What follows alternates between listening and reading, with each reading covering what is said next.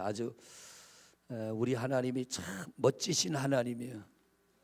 꽃이 색깔도 다르고 계절도 다르고 향기도 다르고 모양도 다르고, 여러분들이 그 제단 꽃꽂이 헌금 드리는 것으로 이렇게 화분을 제단에 올립니다. 그래서 이 화분을 올리면 그래도 몇 주 가는데 꽃을 올리면 한 주 만에 시들어 버리는 것 같아요. 그래서 너무 아깝기도 하고.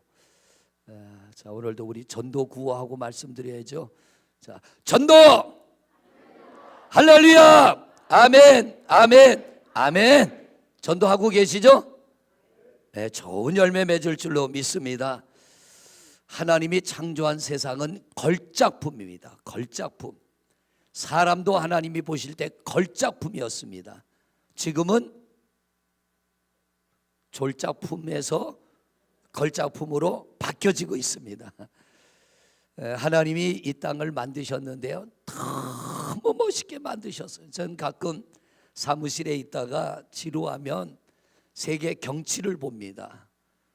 여기저기 많이 가보진 않았지만 중국도 여행은 못 가본 것 같아요. 아직 선교하러는 한 7, 8번 갔다 왔고, 태국도 선교하러는 한 10번 가까이 간 것 같은데, 쉬러는 딱 한 번 파타야 갔다 온 거 외에는 전부 선교만 하러 다니고, 필리핀도 선교 때문에는 가도 여행 때문에는 우리 지방 목사님들 단체로 갈 때 한 번 간 기억이 있고요. 그런데 미처 우리가 가보지 못한 세계 절경들을 인터넷으로, 사진으로, 동영상으로 보면은 너무 하나님이 잘 만드셨어요. 정말 멋지게 잘 만드셨어요.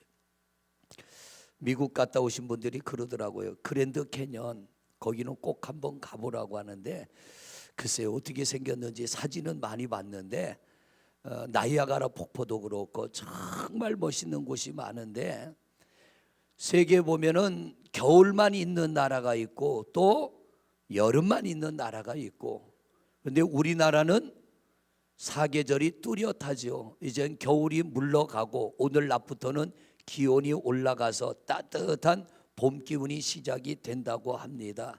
사계절이 분명히 있는 게 우리나라고요. 그래서 한국 사람은 어디 갖다 놔도 잘 산답니다.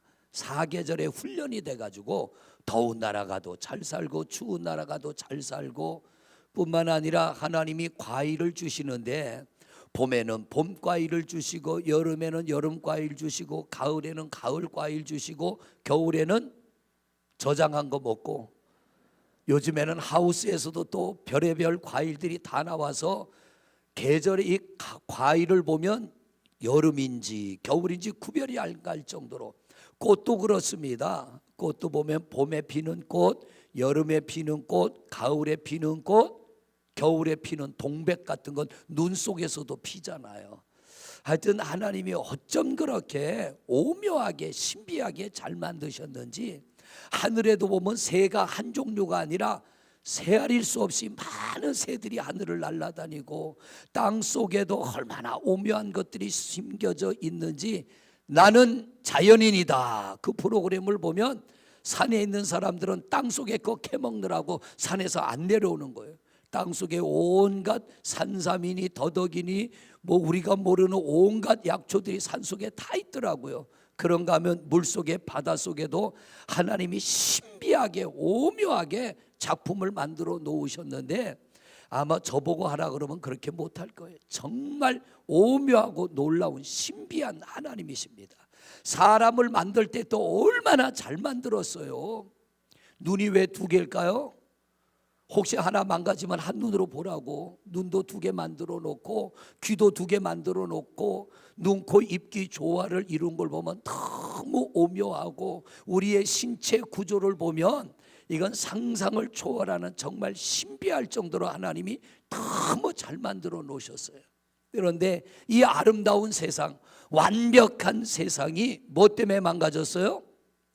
마귀 때문이 아니에요. 사탄 원수 마귀에 속아서 우리가 죄의 지음으로 세상을 이렇게 망가뜨린 건 사탄이 아니라 우리입니다.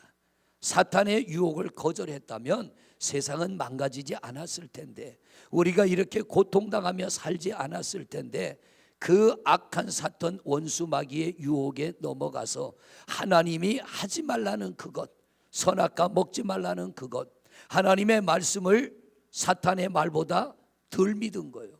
사탄의 말이 진실이고 하나님의 말씀을 거짓으로 알고 사탄의 말을 믿고 선악과를 따먹을 때 우리는 오늘날 이 모양으로 살아가는 겁니다. 그런데 우리 하나님이 이런 우리를 구원기 위하여 하나밖에 없는 아들 독생자 예수 그리스도, 그분을 이 땅에 보내주신 줄로 믿습니다. 하나님에게는 아들이 둘도 아니고 딱 하나밖에 없어요. 하나밖에 없는 아들. 왜 그 아들을 보내주셨습니까? 우리를 이 고통 가운데서 구원기 위하여. 세상에 살면서 여러 가지 기쁜 일, 즐거운 일, 행복한 일 많이 있지만 예수 믿는 사람에게는 육신의 죽음이 오는 날이 최고의 기쁨의 날인 줄로 믿습니다. 왜냐하면 천국 가는 날이니까. 이 땅에 고통의 옷 다 벗어던지고 괴로움의 옷 다 벗어던지고 슬픔의 옷 다 벗어던지고 우리가 그토록 짓눌리며 억눌렸던 염려 근심도 다 벗어던지고 육신의 죽음이 오는 날, 예수 믿고 구원받은 영혼은 최고의 축복의 날이요 은혜의 날이 되어지는 줄로 믿습니다. 연세 드신 어르신들 걱정하는 게 돌아가시기 전에 양로원 갈까봐 걱정하시는데 기도하십시오. 하나님 눈 뜨면 천국 되게 주시옵소서. 요양원 가지 않고 치매 걸리지 않고 눈 뜨면 천국 가도록 요쪽만 그렇게 되시길 바랍니다. 다 그렇게 되시길 바랍니다. 복 중의 복이 구원의 복입니다. 세상이 아무리 고통스러워도요 이 고통의 멍에는 벗겨집니다. 육신의 고통의 멍에는 벗겨집니다. 그러나 예수 믿지 않고 죽으면 한 번 지옥 가는 고통은 영원한 지옥입니다. 가끔 수술한 성도님들 신방을 가면 피주머니도 차고 있는 분이 계시고요, 소변 주머니 차고 있는 분도 계시고요, 너무 아프니까 마취제, 진통제를 맞고 계시는 성도님들도 있습니다. 그분들을 보면 너무 아파서 견딜 수 없어서 그런 진통제를 맞아가며 견디는데 아무리 아파도요 이 땅에서는 그 고난의 끝이 있어요. 죽음이 오면 다 끝이야. 그러나 예수 믿지 않으면 이 땅에 살면서 내 육신이 당하던 어떤 고통과도 비교할 수 없는 그 고통을 단 1분도 1초도 쉬지 않고 영원히 당한다는 거예요. 영원히. 이 땅에서는 아픔이 없는 날도 있잖아요. 마음에 근심이 없는 날도 있잖아요. 우리가 웃는 날도 있잖아요. 그러나 지옥 가면 웃을 날이 한 번도 없습니다. 단 한 번도 1초도 평안할 날이 없습니다. 영원한 지옥이고 영원한 멸망입니다. 때가 늦기 전에 사랑하는 가족들, 이웃들을 반드시 수단 방법 가리지 말고 할 수 있다면 선한 방법으로, 안 되거든 협박을 해서라도 유혹을 해서라도 주님 앞으로 인도하시기를 바랍니다. 왜냐하면 지옥 보낼 수 없는 거예요. 지옥 보낼 수 없는 거예요. 그래서 우리가 전도운동을 했는데 우리 하나님도 지옥 갈 우리를 구원하시려고 하나밖에 없는 아들을 이 땅에 보내주셨어요. 그런데 그 아들은 어떤 아들이냐면 하나님께서 아들 독생자 예수 그리스도를 보내실 때 놀라운 능력을 주셨습니다. 놀라운 권세를 주셨어요. 죽은 자도 주님의 말씀 한마디면 살아나는 권세, 소경도 그분의 말씀 한마디면 눈이 떠지는 권세, 벙어리도 주님의 말씀 한마디면 입이 벌어지는 권세, 나병 환자도 주님 말씀 한마디면 병이 고쳐지는 권세. 여기 집중하세요. 다리를 쓰지 못하는 사람도 주님 말씀 한마디면 온전히 걸어가는 권세. 여러분, 그 놀라운 하늘과 땅의 권세를 가지신 예수님이 이 땅에 오셔서요 죄덩어리 인생들에게 천대를 받았어요. 멸시를 받았어요. 무시를 당했어요. 여러분, 세상 살면서 무시당할 때 그런 무시는 아무것도 아니에요. 우리가 이 세상 살면서 자존심 상하고 업신여김 당해서 속이 상할 때가 있는데 주님이 당하신 것에 비하면 아무것도 아니에요. 내가 그 예수님을 믿어 구원받았다면 우리는 어떤 멸시도 어떤 천대도 이겨나가는 게 예수 믿어 구원받은 성도의 삶의 모습입니다. 그런데 그 엄청난 권세를 가지신 예수님, 하늘과 땅의 권세를 가지신 예수님이 이 땅에 오셔서 당연히 멸시받고 천대받아야 될 우리에게 그분이 얼굴에 침뱉음을 당했어요. 여러분 예수 믿으면서 침뱉음 당해보셨어요? 저는 당해봤어요. 귀신 들린 아이를 붙잡고 기도를 하는데, 눕혀놓고 팔을 붙잡고 기도를 하는데 여자아이가 얼마나 침을 뱉어대는지, 제가 머리맡에서 팔을 누르고 기도를 하는데 침을 뱉어대는데 가래침 먹어가면서 내가 기도해봤어요. 그거는 무시하는 침이 아니라 반항하는 거죠. 그런데 한번 시작하면 이거 끝을 봐야 되니까. 그런데 예수님은요, 그런 침이 아니라 경멸하는 침, 무시하는 침, 뺨을 맞습니다. 여러분 뺨 맞아 보셨어요? 주님은 뺨을 맞아요. 무시하면서 치는 거 있잖아요. 세게 치는 것도 아니고 조롱하면서 때리는 거. 갈대를 꺾어 얼굴을 톡톡 칩니다. 차라리 몽둥이로 때리면 낫겠는데 갈대를 꺾어 얼굴을 치는 이유가 뭐냐면, 네가 유대의 왕이냐? 네까짓 게 무슨 하나님의 아들이야?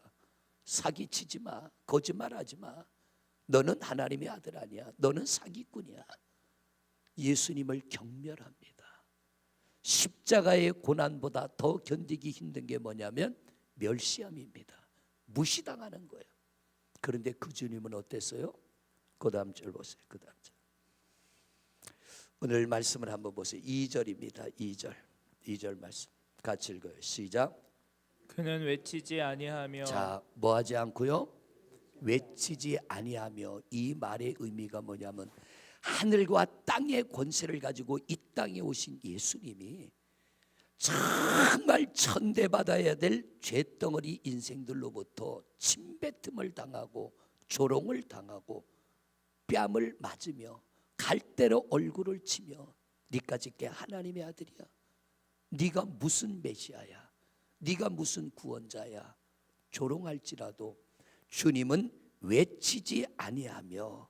이게 무슨 말씀이냐면 사람들에게 나를 좀 도와달라고, 내가 하나님의 아들인데 나를 이렇게 멸시하고 무시한다고 여기저기 다니며 떠들지 아니하고 말하지 아니하고 그냥 당하셨다는 거예요. 여러분 우리가 성경을 읽어보면 예수님이 바리새인들로부터 얼마나 천대를 받습니까?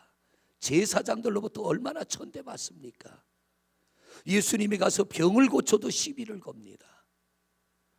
38년 된 병자를 고쳐줘도 시비를 겁니다. 소경의 눈을 뜨게 해도 시비를 겁니다. 그런데 예수님은요, 외치지 않았대요. 아무 말 안 하고 그냥 그걸 받아들였대요. 그런데 그 예수님 믿고 구원받은 우리는 어떻게 신앙생활합니까? 참 많이 소리쳐요. 여기저기에 많이 떠듭니다. 여러분, 구원의 증거 중에 하나가 뭐냐면 삶의 자세입니다. 정말 예수 믿고 구원받았다면 태도의 변화가 일어나야 돼요. 신앙의 태도의 변화가 일어나야 돼요. 예수님께서는 그런 조롱과 멸시를 당하되 어디 누구한테 말하지 않고요, 제자들 앉혀놓고 얘들아 나 승질나서 이거 못해 먹겠다. 주님 이러지 않아요. 끝까지 그 멍에를 짚고 가. 기도하며. 얼마나 그 마음이, 얼마나 주님의 마음이 뒤집어졌겠냐 말이에요. 그런데 그분은 그걸 짊어지고 엎드려 기도하며, 아버지 내가 가야 될 사명의 길 가게 해주세요. 내가 가야 될 사명의 길을 가게 해주세요. 왜? 그래야 우리가 살으니까. 그래야 우리가 회복되니까. 외치지 아니하시며. 여러분, 그 다음에 또 주님은 뭐 했다고 그래요? 목소리를 높이지 아니하며. 이 말씀의 정확한 해석은 사람들의 잘못과 죄를 세상에 드러내지 아니하며. 어떤 죄인이 찾아와서 자기를 고쳐달라 그래도 그 사람의 죄를 지적하지 않아요. 그 사람의 문제를 지적하지 않아요. 그냥 고쳐주셔. 뭐 때문에 그렇다라고 말하지 않아요. 아무 말 없이 고쳐주셔요. 38년 된 병자, 베데스다 목가에서 예수님이 만나서 일어나 내 자리 들고 걸어가라. 그런데 이 38년 된 병자가 바리새인한테 가서 예수님 팔아먹어요. 예수가 나를 고쳐줬더라고. 예수님 그거 왜 몰랐겠어요? 그걸 알고도 38년 된 병자를 고쳐주십니다. 우리하고는 차원이 달라도 너무 다른 거예요. 요한복음 8장에 보면 현장에서 간음하던 여인을 사람들이 붙잡았어요. 현행범으로 붙잡아서 많은 사람들이 손에 돌을 들고 예수님께로 구름대같이 몰려옵니다.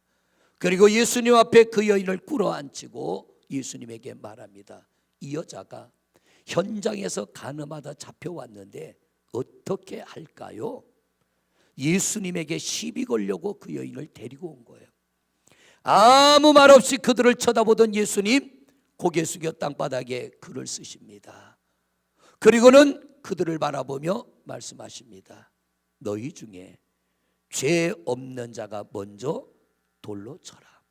너희 중에 죄 없는 자가 먼저 돌로 쳐라. 그런데 성경에 보니까 그들이 양심의 가책을 받아 그럽니다. 자기 마음의 찔림을 받아 들고 왔던 돌들을 내려놓기 시작합니다. 두려움에 떨며 고개 들지 못하는 여인이 후둑후둑 떨어지는 소리를 듣습니다. 사람들이 그 여인을 치려고 들고 왔던 돌을 내려놓기 시작하는 거예요. 하나 둘씩 돌을 내려놓고 사람들이 다 떠나갔어요. 예수님이 그 여인을 향하여 말합니다. 여인아, 고개를 들어라. 너를 돌로 치려고 왔던 사람들이 다 어딜 갔냐? 다 떠나고 없는 거예요. 나도 너를 정죄하지 아니하노니 가서 다시는 죄 짓지 말아라. 성도 여러분, 이게 바로 우리를 구원케 하여 이 땅에 오신 죄인들을 대하는 예수님의 태도라는 거예요. 예수님의 자세라는 거예요. 저는 오늘 새벽에 우리가 사순절을 맞으면서 야고보서의 말씀으로 은혜를 나누고 있습니다. 야고보서 2장 1절의 말씀을 중심으로 오늘 은혜를 나눴는데요. 야고보서 2장 1절 말씀을 한번 봅니다. 같이 읽습니다. 시작. 네, 형제들아, 영광의 주 곧 우리 주 예수 그리스도에 대한 믿음을 너희가 가졌으니 사람을 차별하여 대하지 말라. 예수 그리스도를 믿어 구원받았다면 뭐 하지 말라고요? 사람을 차별하지 말아라. 왜냐하면 이 2000년 전에만 해도 우리나라도 기독교가 들어올 때도 그랬지만 이 땅에 기독교가 들어올 때에 가난한 사람이 예수님을 제일 먼저 받아들였습니다. 2000년 전에도 그렇습니다. 복음이 퍼져나갈 때 그 당시에 지도자들이나 똑똑하거나 힘 있는 자들은 복음을 받아들이지 않았어요.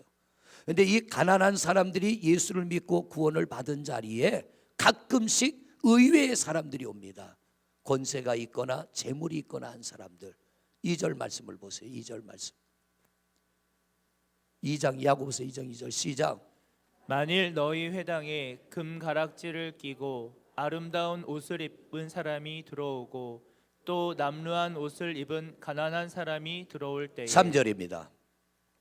너희가 아름다운 옷을 입은 자를 눈여겨보고 말하되 여기 좋은 자리에 앉으소서 하고 또 가난한 자에게 말하되 너는 거기 서 있든지 내 발등상 아래 앉으라 하면 그 다음 절 너희끼리 서로 차별하여 악한 생각으로 판단하는 자가 되는 것이 아니냐. 여러분, 예수 믿고 구원받았다면, 내가 예수 믿고 구원받았다면 사람을 차별해서는 안 된다는 거예요. 사람을 차별하지 말아라. 적어도 교회는 사람이 차별받는 곳이 아니어야 될 줄로 믿습니다.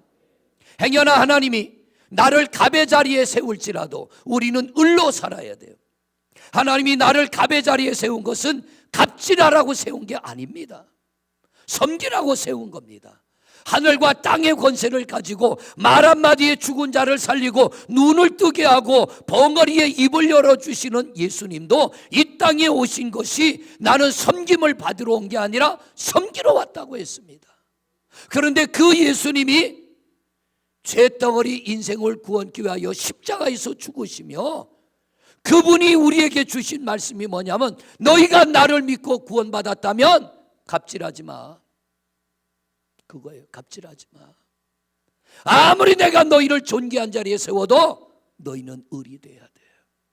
낮은 자리에 있어야 돼. 내가 갑이 되려고 하지 말고, 내가 대접받으려고 하지 말고, 내가 높아지려고 하지 말고 낮은 자리로 내려가. 교회 안에 특별한 자가 오거들랑 특별 대접하지 말고 똑같이 대접해라. 똑같이 섬겨라. 상처 입은 영혼들이 교회에 참 많이 옵니다. 그런데 그들에게 또 상처를 입혀 교회를 떠난다면 그 영혼들 어디로 가란 얘기예요.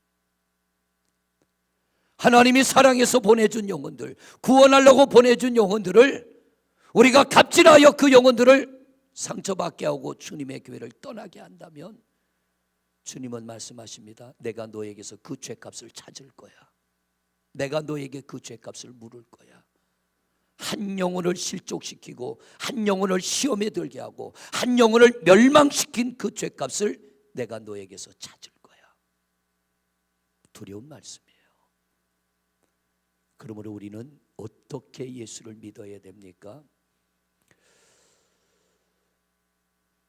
전라도 금산에 가면 기역자 교회가 있습니다. 다른 말로는 금산교회라고 합니다. 여러분들이 잘 아는 그 금산교회의 장로님 아시죠? 금산교회 누구예요? 조덕삼 장로님. 전에 한번 여러분에게 말씀드렸죠. 1904년도에 우리나라에 선교사님이 오셨어요.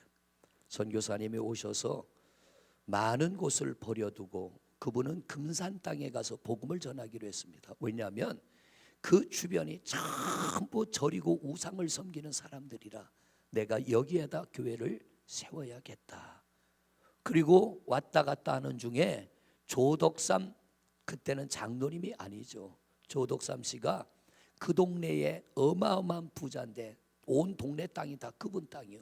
그분의 땅을 밟지 않고는 그 동네에 살 수 없다고 할 정도로, 그러면서 마방을 운영했습니다. 마방은 오늘날로 말하면 여관 같은 역할을 하는 거예요. 그때는 말을 타고 다니니까 사람들이 말을 타고 오면 말도 돌봐주고 잠자리도 하고 식당에 밥도 제공하면서 돈을 받는. 그런데 그 마방을 운영하는 그 조덕삼 씨 집에 이자익이라고 하는 17살짜리 청년이 왔어요. 이 청년은 섬에 살았는데 6살 때 부모님이 돌아가시고 고아로 홀로 컸는데 너무 배가 고파서 배를 곪지 않고 살 수 있는 길이 없을까 하고 육지로 올라왔습니다. 정처 없이 걸어가면서 일터를 찾는데 그때는 전부 살기 어려운 때라 일자리가 없는 거예요. 그런데 이 조덕삼 씨가 운영하는 마방에 들렸는데 조덕삼 씨가 보니까 이자익이라고 하는 17살짜리 청년이 총명해 보이니까 내 집에서 일을 하라고 일자리를 주고 밥을 먹여주고 잠을 재워준 거예요. 그런데 그 집에 선교사님이 들어왔습니다. 선교사님이 왔다 갔다 하다 들어왔는데 이 조덕삼 씨가 선교사님에게 물었습니다. 당신은 잘 사는 좋은 나라를 버려두고 왜 이 나라 이 못 사는 땅에 와서 이 고생을 합니까? 그때 선교사님이 대답하기를 하나님의 사랑 때문에 내가 여기에 왔습니다. 그 말에 조덕삼 씨가 그 하나님을 나에게도 좀 가르쳐 주시오. 왜냐하면 당신이 사는 미국은 잘 사는 나라인데 왜 그 잘 사는 나라에서 이 고생하는 땅으로 와서 이 고생을 하고 있는지 궁금했던 것이고, 하나님의 사랑 때문이라니까 하나님이 어떤 분인지 내게 좀 가르쳐 달라고 하면서 그 조덕삼 씨의 많은 여관방 중에 방 한 칸에서 성경을 배우기 시작합니다. 말씀을 듣기 시작합니다. 이 조덕삼 씨가 은혜를 받았어요. 그래서 이제는 아예 자기 집을 교회로 만들어가기 시작합니다. 은혜 받고 교회를 세웠습니다. 교회를 세웠는데 그 과정에 이자익이라고 하는 이 밥을 얻어먹으러 온 청년이 얼마나 총기가 있는지 조덕삼 씨 아들을 공부를 가리키는데 이자익이라고 하는 이 청년은 그 집의 종입니다. 왔다 갔다 하면서 아들이 읽는 천자문 소리를 듣고 천자문을 다 외워버리는 거예요. 그걸 보고 조덕삼 씨가 너같이 똑똑한 아이는 글을 배워야 된다. 그 당시에 주인의 아들과 종이 한 자리에 앉을 수 없는 거예요. 같은 방에 집어넣고 공부를 가르쳤어요. 그리고 이 이자익이라고 하는 청년과 함께 선교사님으로부터 성경을 배우고 같이 예배하기 시작합니다. 점점점 교회가 부흥이 됐습니다. 교회도 새로 지었습니다. 드디어 교회가 장로님을 세워야 돼서 성도들에게 투표를 하게 했습니다. 이자익이라는 종과 조덕삼이라는 주인, 이 두 사람을 놓고 여러분 누구를 우리 교회 장로로 세우면 좋겠습니까 했는데 나이도 한참 어리고 신분도 하늘 땅으로 차이가 나는 이자익이라고 하는 이 청년이 장로로 뽑혔습니다. 성도들이 뽑아놓고도 얼굴이 하얗게 질렸어. 왜냐하면 그 당시에 종은 주인을 앞설 수 없는 거예요. 그런데 주인이 떨어지고 종이 장로가 됐으니 이거 교회가 큰일 났다 이거. 그때의 조덕삼 장로님이 앞에 나와서 하는 얘기가 여러분 이자익이 장로가 된 건 하나님이 하신 일입니다. 나는 지금부터 이 이자익 장로님을 장로님으로 잘 섬기겠습니다. 말만 그렇게 한 게 아니라 그 당시는 목회자들이 없기 때문에 주일이면 장로님들이 예배를 인도하는데 그 집의 종인 이자익 장로가 강대상에 올라서서 주일날 예배를 인도하면 주인인 조덕삼 그는 장로가 아닙니다. 바닥에 무릎 꿇고 앉아서 예배를 드렸다는 거예요.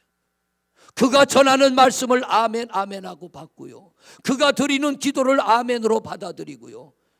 이자익 장로님도 주일날이면 강대상에서 예배를 인도하지만 평일날은 가서 그 집에서 다시 마부로서 종으로서 자기 일에 충실하고 또 주일날이면 강대상에 올라가서 말씀을 전하고 여러분 이 불편한 관계가 지속될 수 있는 건 둘 다 하나님의 은혜를 입었고 하나님의 은혜를 입은 자가 어떻게 살아야 되는지를 분명히 알았기 때문에 이 두 사람이 한 교회를 섬기고 한 집안에서 함께 살게 된 줄로 믿습니다.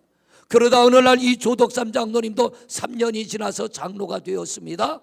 그리고 이자익 장로님에게 뭐라 그러냐면 결혼을 시키고 내가 아내와 자식들을 돌볼 테니 평양 가서 그때는 평양에 신학교가 있었어요. 평양 신학교 가서 공부를 해라. 3년 동안 학비 다 내주고 집에 있는 아내와 자녀를 다 길러주고 3년간 신학 공부가 끝나자 자기가 장로로 있는 교회 담임자로 모시고 왔어요. 잘 섬겼습니다. 잘 섬기고 그 교회에서 목회를 하며 총회장을 3번이나 하고 대전에 신학교를 세웠습니다. 여러분 있을 수 없는 일이에요. 만일 그 시대 풍토로 그런 일을 했다면 이거는 사람이 한 일이 아니고 하나님이 하신 일이에요. 왜냐하면 예수님이 그렇게 겸손하게 이 땅에 오셔서 온갖 멸시와 천대를 다 받으시고 그걸 참으시고 오늘 말씀처럼 목소리를 높이지 아니하고 그 소리를 거리에 들리게 하지 아니하며 내가 저 종 하나 잘못 뒀더니 내가 장로에서 떨어졌다고 소리치는 게 아니라 그걸 인정하고 받아들이는 거예요. 이게 뭐냐면 구원받은 성도의 신앙의 자세라는 겁니다. 예수 믿고 구원받은 성도의 신앙의 태도라는 거예요. 오늘 이 야고보서 1절의 말씀을 다시 보세요. 2장 1절의 말씀 같이 읽습니다. 시작. 네 형제들아 영광의 주 곧 우리 주 예수 그리스도에 대한 믿음을 너희가 예수 그리스도를 믿고 네가 구원받았냐 이 말이에요. 예수 그리스도를 믿고 구원받았다면 그 다음에 어떻게 하라는 거예요?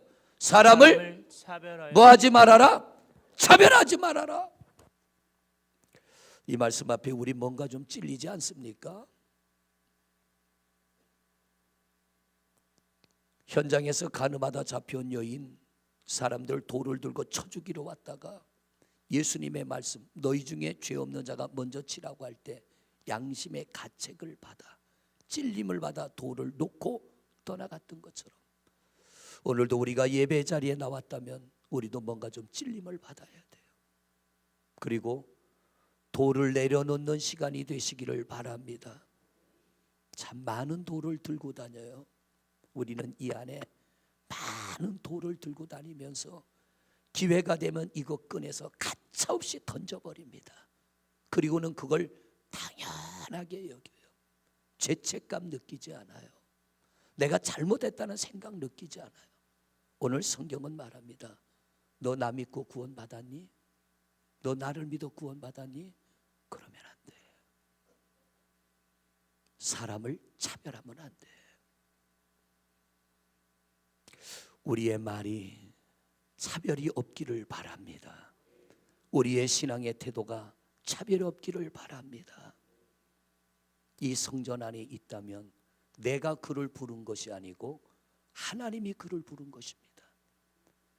우리가 보기에는 한없이 부족해도요, 하나님이 그를 사랑하여 그 영혼 구원하려고 불러주신 줄로 믿습니다. 이 집은 여러분의 집도 아니고 저의 집도 아니고 이 집은 하나님의 집입니다. 하나님이 원하여 행하셨다면 우리도 그 하나님 뜻에 순종해야 될 줄로 믿습니다. 행여나 주일날 한 번 만나는 이 만남 속에 내 말이나 내 태도나 내 행동이 누구를 차별하는 것이 있다면 이건 죄라고 하는 거예요. 오늘 이 야고보서의 말씀이 쭉 내려가면서 뭐라 그럽니까? 차별하는 것은 죄니라 그러잖아요. 그것은 죄니라. 우리 예수 믿어 구원받고 예수 믿어 은혜 받고 예수 믿어 천국 가려고 이 자리에 온 줄로 믿습니다. 그리고 이미 그 예수를 믿어 구원을 받았습니다. 여러분, 그렇다면 주님처럼 우리가 어떤 일을 당해도 외치지 아니하며 목소리를 높이지 아니하며 그 소리를 거리에 들리게 하지 아니하며 한마디로 꽉 묶으면 침묵했다는 거예요. 어디 가서 이야기하지 않고 그냥 내 안에 그걸 끌어안고 주님은 엎드려 기도하며 그걸 이겨나가셨다는 거예요. 왜? 4절입니다. 3절입니다. 3절 같이 봅니다. 시작. 큰 소리로 읽습니다. 시작. 3절 시작. 상한 갈대를 꺾지 아니하며 꺼져가는 등불을 끄지 아니하고 진실로 정의를 시행할 것이며 상한 갈대 같은 우리를 꺾지 않으시고 꺼져가는 등불 같은 우리를 다시 살리시려고 주님은 말하지 않았다는 거예요. 그 목소리를 내지 않고 소리치지 않고 여기저기 떠들지 않고 그냥 그 안에 모든 걸 담고 그걸 참아내며 이기셨는데, 왜냐하면 그분이 높임을 받기 위함이 아니고요, 상한 갈대 같은 우리 인생을 살리시려고, 꺼져가는 등불 같은 우리를, 마땅히 지옥 가야 될 우리를 천국으로 인도하시려고 그분은 꾹꾹 눌러 참았다는 겁니다. 여러분, 실수 있을 수 있죠. 잘못 있을 수 있죠. 성경은 뭐라고 합니까? 왜 네 안에 있는 들보는 못 보고 남의 속에 있는 티는 보냐? 남의 티를 보지 말고 네 속에 있는 들보를 봐라. 내가 예수 믿어서 구원받았다면 여러분, 내 속에 있는 들보를 봐야 돼요. 오늘 여러분 안에 있는 들보를 보시길 바랍니다. 이게 은혜입니다. 그리고 내 신앙의 자세와 내 태도가 변하는 것, 이게 복인 줄로 믿습니다. 병이 낫는 것도 은혜입니다. 막힌 일이 잘 되는 거 은혜입니다. 이것저것 하는 것이 형통케 되는 거 은혜입니다. 여러분, 그 은혜와 비교할 수 없는 게 내 안에 있는 들보를 뽑아내고 내 신앙의 태도가 바뀌어져 가고 주님을 닮아가는 것이 은혜 중에 은혜요, 이게 복 중에 복인 줄로 믿습니다. 왜냐하면 하나님은 그들과 함께 하세요. 하나님은 그들과 함께 하시고 그들을 감사 안아 주시고 그들에게 은혜 베푸시고 그들을 복된 길로 인도하시는 줄로 믿습니다. 조덕삼 장로님 그 아들이 조세영 우리나라 사선 의원이 됐잖아요. 국회의원. 하나님께서 의로운 자의 자손을 망하게 하지 아니하시고 의로운 자의 자손을 축복하시며 그 자손들에게 은혜 베푸시는 줄로 믿습니다. 일화를 보면 그 조덕삼 장로님 자손과 이자익 목사님의 자손이 대전에 있는 이자익 목사님이 세운 신학교에서 만났습니다. 만났는데 그 만남에서 이자익 목사님의 자손이 조덕삼 장로님의 자손을 보고 90도로 허리를 굽혀 인사하기를, 우리 아버님이 종인데 주인을 잘 만나서 우리 아버님 자손들이 오늘날 이렇게 복을 받았습니다 하고 90도로 허리를 굽혀 인사를 했다는 거예요. 여러분, 자기 아버지가 종인 게 무슨 자랑입니까? 그러나 당신의 아버님으로부터 받은 은혜를 우리 자손들은 잊지 않고 있다는 거예요. 사랑하는 성도 여러분, 우리는 그리스도인입니다. 예수 믿어 구원 받으려고 왔고 예수 믿어 구원받은 성도들의 공동체입니다. 그렇다 그러면 오늘 이 말씀을 여러분의 마음에 새기십시오. 지금은 사순절입니다. 예수님을 닮아가기 위하여 몸부림치는 기간입니다.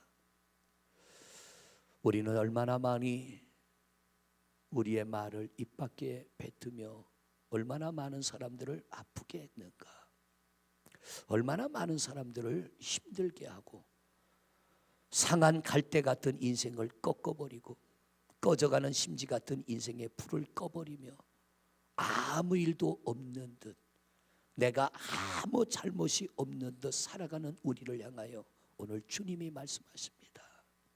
나는 꺾지 않고 나는 끄지 않는다. 야고보서의 말씀으로 주님 말씀하십니다. 너희가 나를 믿고 구원받았느냐? 사람을 차별하지 말아라. 말씀을 마치겠습니다. 성도 여러분, 오늘 이 말씀을 통하여 우리의 신앙이 좀 더 업그레이드 되시기를 바랍니다. 우리가 오늘 주일날 수백 명의 성도들을 만납니다. 여러분의 표정 때문에, 여러분의 말 때문에 누군가 은혜 받으러 왔다가 마음 상하여 돌아가는 일이 없도록 차별하는 신앙인이 되지 말고 마치 나를 대하듯, 내가 나를 대하듯 내 이웃을 대하고 누군가를 대하여 그들이 위로받고 힘을 얻게 하는 거룩한 주일이 되시고 우리가 그런 신앙인이 되어지시기를 주님의 이름으로 축원을 드립니다.